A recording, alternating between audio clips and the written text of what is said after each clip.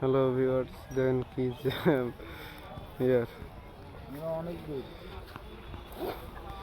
সকাল বাজে 11টা, এমনও জ্যামের মধ্যে পড়ে টাঙ্গাইলে উত্তরবঙ্গে যাবো।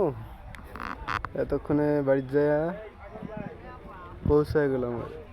এইটার ব্যাপারে জ্যামের কারণে যাইতে পারতেছি না। দেখেন কি অবস্থা, কেমন করে যাবো চিন্তা করতে পারতেছি না। এই জ্যামে কেমন করে চলবে।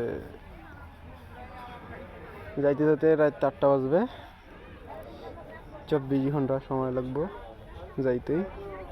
এখন লালমনিরহাট যাইতে মনে করেন অনেক সময় লাগবে।